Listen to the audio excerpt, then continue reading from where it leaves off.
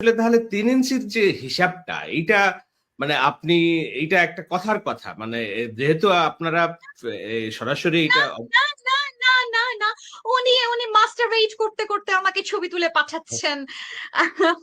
তো এখন এখানে আমি তো উনাকে মাস্টারবেট করতে, করতে ছবি তুলে পাঠাই না, তাই না?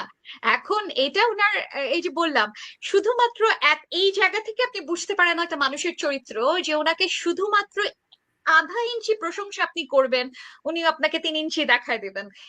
এখন ঘটনা হচ্ছে পিনাকি তাহলে পিনাকি ভট্টাচার্য কার পারপাস সার্ভ করেন?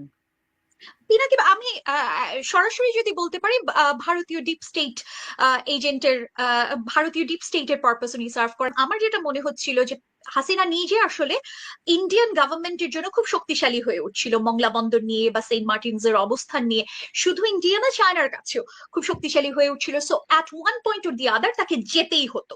তো এখানে যখন আমরা জুলাই অভ্যুত্থানের কথা বলি যে আমরা ছাত্ররা তাদেরকে ফেলে দিয়েছি বা আমরা অ্যাক্টিভিস্টরা অনেক বড় বড় কাজ করে ফেলেছি, which is true, এটা একটা পার্ট। এটার সাথে আরো অনেকগুলো পার্ট আছে, যেটার মধ্যে একটা হচ্ছে যে অন্যান্য আরো 4টা রাষ্ট্রের, ইনক্লুডিং ইন্ডিয়া, তাদের এখানে একটা ভেস্টেড ইন্টারেস্ট ছিল।